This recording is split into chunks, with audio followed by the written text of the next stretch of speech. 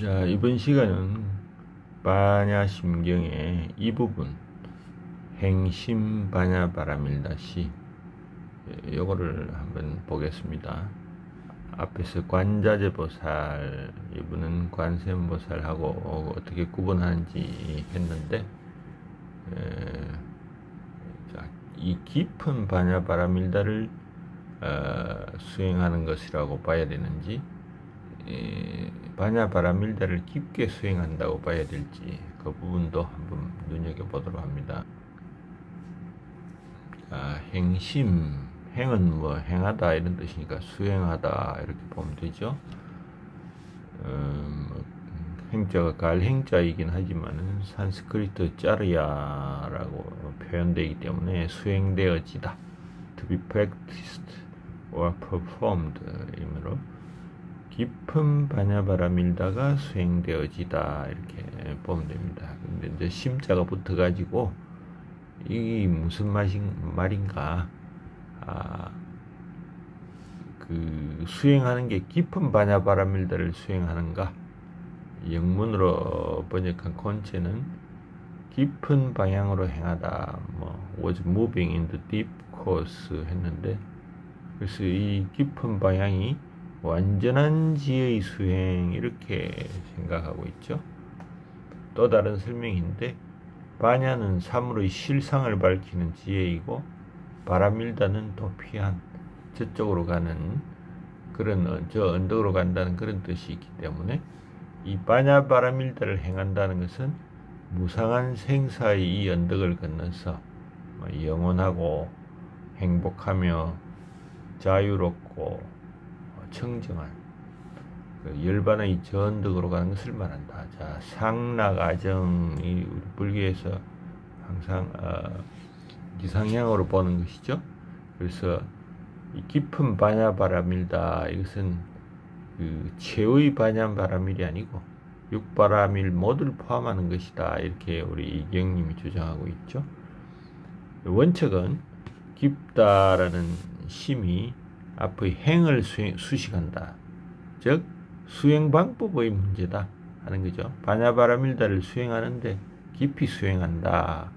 그래서 이거는 모든 분별을 떠날 정도의 수행, 경계가 깊어서 유무의 상을 떠난 모든 희론을 끊어버린다, 이 두 가지 주장을 하는데 한자로만 해석했기 때문에 받아들이기 힘들죠. 자, 더 깊은 의미가 있는 것으로 보기도 한다 하는 견해를 한번 볼까요? 대반야바라밀다경에 반야를 행할 때 내가 반야를 행한다는 생각, 행하지 않는다는 생각, 행하지 않는 것이 아니라는 생각 등을 하지 않는다. 또 무량한 중생을 위해 도움이 되어줄 수가 있는데 그것이 이익을 주지만 이익이 있다는 생각도 하지 않는다. 보살은 법이 있다거나 법에서 나왔다거나 하는 등의 일을 분별하지 않는다, 이런 말도 있습니다. 대자한서의 성녀 청매가 이 구절을 인용해서 이와 같이 반야를 행하는 것이 가장 훌륭한 존귀한 일이라고 주장도 하고 있습니다. 자, 금강경에서 보면은 우리가 다 봤지만은 어떤 그런 인식이나 관념이 없이 행해지는 것이 진실한 관념이다 했기 때문에 특별할 건 없죠. 자, 산스크리트로 보면은 감비람해서 깊은, 심오한 이런 뜻입니다. 그래서 행심이라고 나왔죠. 대반야바라밀경에는 이 심심반야바라밀다 이런 표현이 아주 많이 나옵니다. 심심을 해석해 보면 마음의 표현 정도가 매우 깊고 간절하다, 그래서 반야바라밀다의 내용이 매우 깊다, 이런 의미로 심심한 반야바라밀다, 깊고 깊은 반야바라밀다 이렇게 봐야 되죠. 그래서 이거 반야심경에는 한 글자만 쓴 것이 아닌가. 그래서 심오한 반야바라밀다를 수행한다 하는 것이 분명해 보입니다. 그 레드파이는 아주 독특한 주장을 하는데, 감비람 이게 하나의 생명을 다른 생명과 연결하는 배꼽과 질과 같이 몸에 갈라진 틈을 의미해서 모든 생명이 태어나는 곳이다.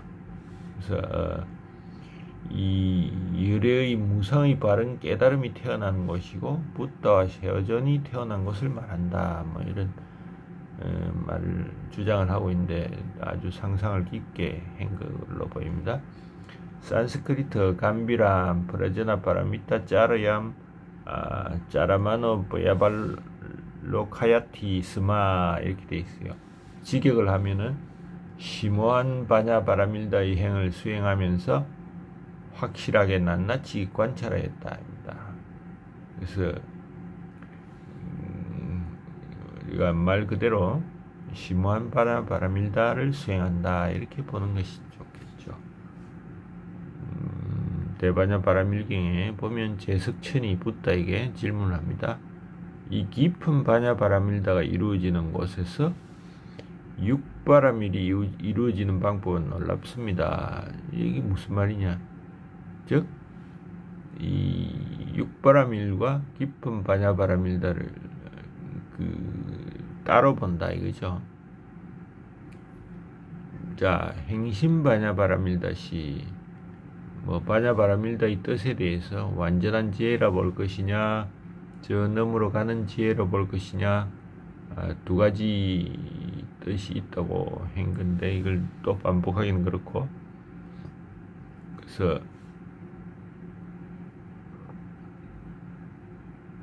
그 역본으로 잠깐 역자들의 고심을 한번 보면은 구마라집은 행심바냐바라밀시 아마 밀다가 없다는 건데 그건 똑같죠. 그러면 지혜루는 행심바냐바라밀다 행시 다시 또 시호는 수행 요 심심 나왔죠. 심심바냐바라밀다시. 자, 이런 분들은 다 나름대로 대바냐 바라밀경 다 검토를 했기 때문에 이렇게 이야기를 합니다. 참조가 될 만한 걸 한번 더 보면은 이 대품바냐경에 보살마살은 바냐바라밀을 행할 때 나는 행하고 있다, 행하고 있지 않다, 있는 것도 아니고 아닌 것도 아니다는 생각을 갖지 않는다. 보살마살이 이렇게 닦으면은 바냐바라밀과 상응한다. 이 보살마살이 나라는 관념, 중생상, 여기는 지자상, 견자상이 나오네요. 이런 것이 나지 않기 때문이다. 그리고 중생은 본래 나지도 않고 없어지지도 않는다. 자, 이 금강경 우리가 다 공부한 거죠. 이처럼 중생은 나지도 없어지던 것도 아니고, 자, 이거 보면 중생을 열애라고 한번 바꿔 넣어도, 예? 전혀 열애는 나는 것도 아니고 없어지지도 않고 금강경에 그대로 나온 말이죠. 이처럼 보살마살이 중생을 보지 않는 것이 바로 바냐바라밀을 행하는 것이다. 중생은 감각이 없고 실체가 없고 붙잡을 수 없고 고유의 특질을 이어 있다. 이거 다 열애하고 똑같죠. 열애 나가면 중생이 똑같다는 말인가? 예, 그거는 대승불교 이후로 우리 중생들도 다 열애가 즉 부다가 될 수 있다 이런 주장을 하기 때문에 이렇게 말을 하고 있죠. 자, 바라밀다 이건데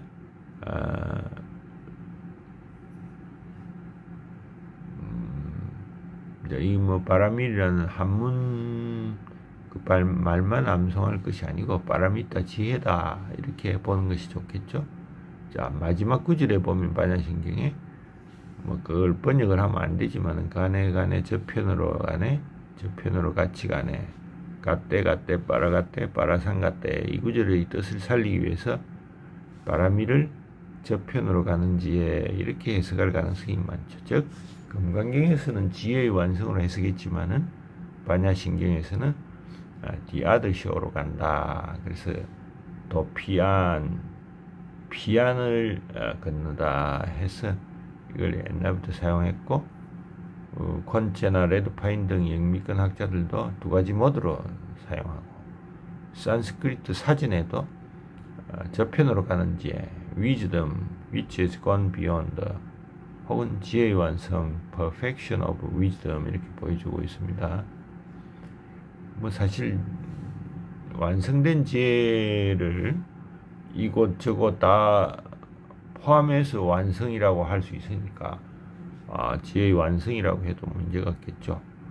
근데 저편으로 가는 지혜 이렇게 하면 현세에서는 통용되지 않는 지혜라는 뜻이 있기 때문에 이 바냐바라밀의 지혜로서 현세 이곳의 이 사건들을 해석하는 준칙으로 삼기는 힘들 것이다. 자, 이 차이는 알아두시면 좋겠죠.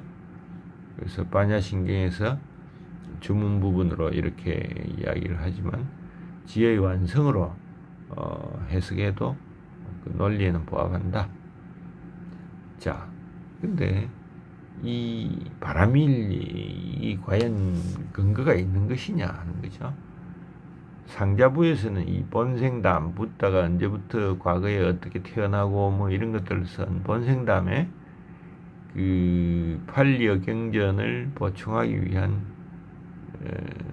본생담이 잠깐 나오고 주석서에서만 발견됩니다. 그래서 이거는 바라밀은 상자부 불교의 정통파 가르침은 아닐 것으로 본다.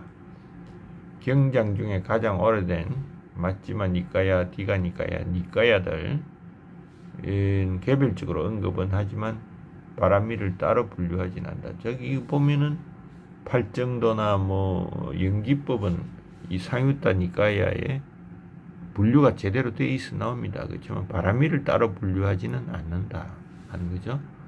또 어떤 학자들은 평신도에 대한 공동체의 관심을 촉구하고 신심을 대중화하기 위해서 경전에 부과된 것으로 본다. 대성불교다. 이런 뭐 이야기도 합니다. 그 최근에는 학자들이 초기 대성의 문헌을 검색해서 숲속에서의 매우 검역적이며 숲속에서의 수도성의 이상을 말하는 것이다. 이런 주장도 있습니다. 그래서 태국에서는 뭐 숲속 명성이 대종을 이루죠. 그래서 사문의 검역적 전통의 이상과 가깝다고 봅니다. 바라밀의 기원 뭐 그래서 불교에는 세 가지 기원 한번 볼까요? 목록이 있는데 상자부의 10바라밀, 대성불교의 6바라밀, 뭐 이런 현재까지 6바라밀이 가장 중요하죠. 10바라밀은 나중에 또 한번 볼 텐데 자, 보시, 뭐 보시, 지계, 인욕, 정진, 보시, 지계, 인욕, 정진, 선정, 그 다음에 지혜. 이런 거, 뭐 보시는 어떤 건지는 다 알죠. 지계의, 건강에서 너무나 많이 나왔기 때문에 지계의 바라밀은 욕망을 참고 경건한 생활을 지탱을 해서 인내와 정진의 바라밀의 기초가 된다. 인욕의 바라밀은 욕망을 버려 이익을 추구하는 것을 참고 묵묵히 수행하는 정진의 기초가 되죠. 이렇게 정진해서 선정에 든다. 최종적으로 지혜를 수행한다는 거죠. 여기 약간 두 개씩으로 분류를 했는데 보시와 지계는 초보자를 위한 수행에 중점을 둔다. 인욕과 정진은 모든 수행자가 실행하면서 동정심과 결단을 이룬다. 선정과 지혜는 출가자 수행에 초점을 맞춘다. 자, 이거 뭐 이렇게 크게 육바라밀 중에서도 대배를 했죠. 뭐 재밌는 예를 하나 들어보면 레드파이는 보시의 바라밀은 뼈의 재료인 나무다. 그래서 물에 띄울 정도로 가볍지만 부서져서는 안 된다. 근데 보살은 주는 것 이런 것을 수행하지만은 아무것도 하지 못할 정도로 다 주어서 안 된다. 지게의 바라밀은 뼈의 연골이다. 뼈의 이제 밑바닥, 이 그림을 잘 못 그리니까 그냥 연골이 좀 알죠. 이거는 배를 똑바로 가게 한다. 자, 이거 뭐 좀 유사하긴 합니다. 지게를 하면서 다만 얕은 곳의 바닥에 닿을 정도로 너무 깊어서도 안 된다 했는데, 이 연골이 깊다는 말이 좀 잘못됐죠. 너무 배가 뭐 그냥 못 그리는 그림을 하나 그리보면 배가 있으면 이 배에 바로 가게 하는 이게 연골이죠. 그게 깊다는 거는 너무 이렇게 해서는 얕은 물을 못 가니까 깊다기보다 두껍다고 해야 될까요? 그래서는 안 된다. 즉 계율이 너무 많아 수행을 방해해서는 안 된다. 상당히 재밌네요. 인욕의 바람일은 선체의 옆면이다. 즉 데크를 지탱하지만 파도를 갈라서 나가야 하므로 너무 넓어서도 안 된다. 뭐 상당히 정진의 바람일은 마스트다. 즉 항해를 유지할 정도로 높아야지만 전복될 정도로 너무 높아서도 안 된다. 자기 이 마스트가 배가 있으면 여기 올라가 있는 이게 마스트죠. 따라서 영맹정진이 몸을 해칠 정도가 되면 안 된다. 명상의 바람일은 도치다. 도치다. 그래서 바람을 받을 정도로 넓지만 강풍에 찢어질 정도로 넓어서는 안 된다. 지혜의 바람일은 조타장치다. 지혜. 그렇기 때문에 방향을 잘 맞춰야 되니까 조타장치다 하는 거죠. 상당히 재밌는 비유였습니다. 자, 동남 6바람일, 10바람일 했는데 상자부에서 말하는 10바람일은 뭔가? 자, 보시지게 인욕정진 지혜담의 자유, 진실, 서원, 뭐 자의 평온 이런 10가지를 했는데 상자부 전통에는 이 선이 빠져 있습니다. 상자부 전통이 불교에서 선정을 통해서 장애를 억누를 수는 있어도 완전히 소멸시킬 수는 없기 때문에 바람일의 지혜는 얻을 수 없다. 자, 이게 상당히 중요한 차이라고 보이는데, 이게 선이 깨달음을 위한 토대는 되지만 번뇌를 해결하지는 못한다. 그것도 사실 일리는 있는 말입니다. 아무리 선을 통한다 하더라도 그 번뇌는 선만으로 과연 해결이 될까 하는 생각이 드는데, 번뇌가 완전히 소멸하려면은 무상고 무아를 꿰뚫어보는 수행, 비파사나 위파사나 수행이 필요하다, 이런 말을 하고 있습니다. 왜 이거 저기 분명히 비파사나인데 뭐 현지 발음으로 봐서는 이걸 위로 발음한다 해서 지금 두 가지를 했는데 비파사나로 통일하도록 하죠. 자, 육바람일에 대해서 방편, 중생을 제도하기 위한 수단, 서원, 깨달음을 얻어 중생을 제도하겠다. 그 다음에 힘, 바르게 판단하고 수행하는 힘, 지혜, 이걸 추가해서 대성의 10바람일 이런 것도 생겨났습니다.